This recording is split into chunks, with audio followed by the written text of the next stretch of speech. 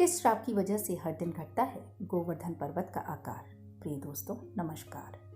श्रीमद् भगवत पुराण और विष्णु पुराण में गोवर्धन पर्वत की महिमा का वर्णन किया गया है। पौराणिक कथा के अनुसार एक बार इंद्रदेव ने क्रोध में आकर ब्रज में घनघोर वर्षा की, जिससे सभी ब्रजवासी परेशान हो गए। तब भगवान श्री कृष्ण ने गोवर्धन पर्वत को अपनी उंगली पर उठाया और सभी ब्रजवासियों ने गोवर्धन पर्वत के नीचे शरण ली। तभी से गोवर्धन पूजा की परंपरा चली आ रही है। गोवर्धन पर्वत को गिरिराज पर्वत भी कहा जाता है, जो उत्तर प्रदेश के मथुरा में स्थित है। इस पर्वत की 7 कोस यानी 21 किलोमीटर की परिक्रमा काफी प्रसिद्ध है। इसे लेकर यह माना जाता है कि इस परिक्रमा को करने से साधक की सभी मनोकामनाएं पूरी होती हैं।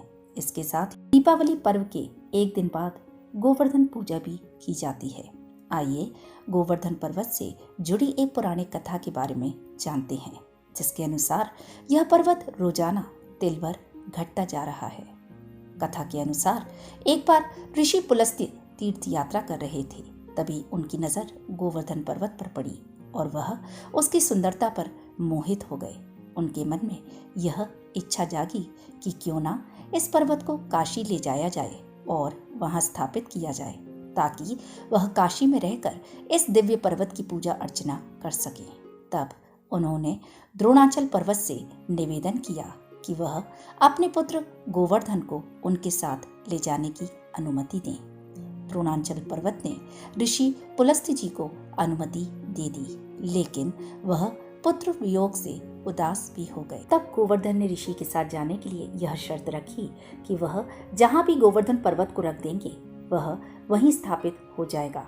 पुलस्त्य ऋषि ने गोवर्धन पर्वत की यह शर्त मान ली। तब गोवर्धन पर्वत ने ऋषि से कहा कि मैं 2 योजन ऊंचा और 5 योजन चौड़ा हूँ, आप मुझे कैसे ले जाएंगे। तब ऋषि ने अपने तपोबल से हथेली पर पर्वत को उठा लिया और काशी की ओर चल दिए। जब रास्ते में ब्रज आया तो गोवर्धन पर्वत के मन में यह इच्छा जागी कि वह यहीं रुक जाए, ताकि वह भगवान श्री कृष्ण की लीलाओं का आनंद ले सकें। तब गोवर्धन पर्वत ने अपना भार बढ़ाना शुरू कर दिया।